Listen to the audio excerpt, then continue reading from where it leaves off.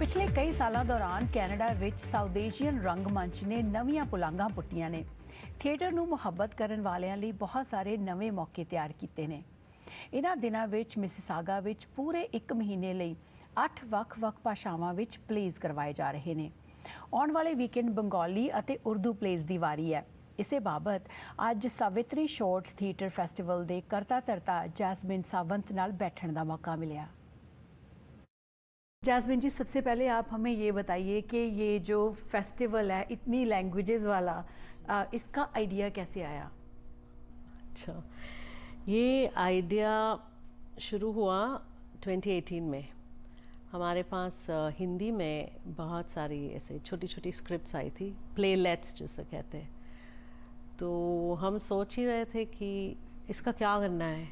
फिर सोचा कि इतनी सारी है स्क्रिप्ट्स, तो ये जो हिंदी स्पीकिंग जो एक्टर्स है हमारी कम्युनिटी में, तो उनके लिए ये बहुत बड़ी अपॉर्चुनिटी हम क्रिएट कर सकते हैं। तो इसीलिए कुछ 12-13 छोटी छोटी स्क्रिप्ट्स थी और उससे हमने शुरुआत की 2018 में। और तब ये फेस्टिवल तो ज़ाहिर है कि नहीं था, we called it Hindi shorts, but that तब उसका जन्म हुआ। तो Hindi shorts continue 2018, 2019 and then it morphed into Hindi shorts theatre festival. तो जब हिंदी कर रहे थे तो बाकी भाषाओं में जो एक्टर्स होते हैं वो पूछ रहे थे हमें कि अरे मराठी क्यों नहीं भाई, पंजाबी क्यों नहीं, गुजराती क्यों नहीं। तो फिर सोचा चलिए फिर आ जाइए, you know, let's have it a month long festival. तो इस साल की बताइए कितनी लैंग्वेजेस हैं और कौन कौन सी लैंग्वेजेस हैं और कितने वीक्स बचे हैं और ऑडियंस किस तरह से आके सपोर्ट कर सकती है? इस साल 8 लैंग्वेजेस में है और एक a full month only on weekends. That's when the most people have time to attend. तो हर वीकेंड को 2 लैंग्वेजेस है और हर लैंग्वेज में 2 परफॉर्मेंसेस होते हैं और चॉइस रहता है कि आप मैटने में चले आइए या शाम के शो में चले आइए।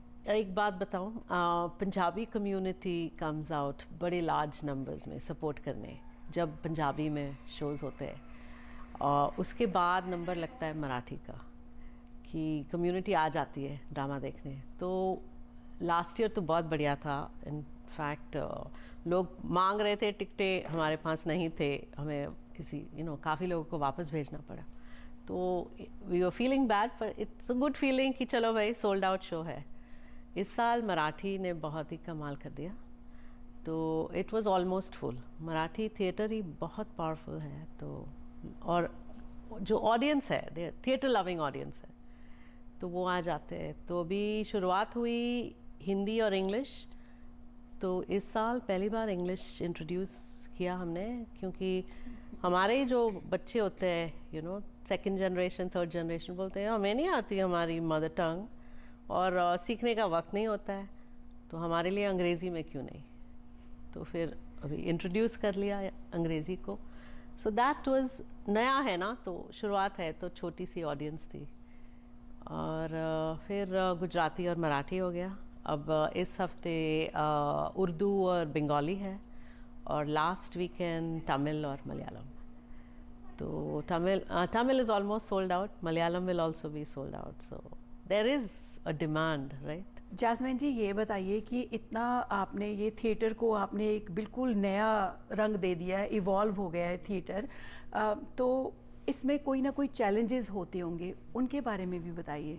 चैलेंजेस तो बहुत है, लंबी लिस्ट है चैलेंजेस की।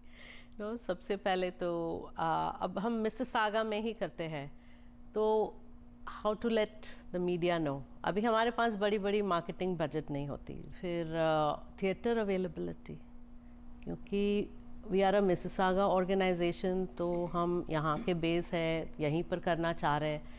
थिएटर नहीं मिलते। Funding is always an issue. We do pay our artists, पर जाहिर है कि टिकट सेल से तो काम नहीं बनता। हम महंगी टिकटें तो रखते नहीं हैं।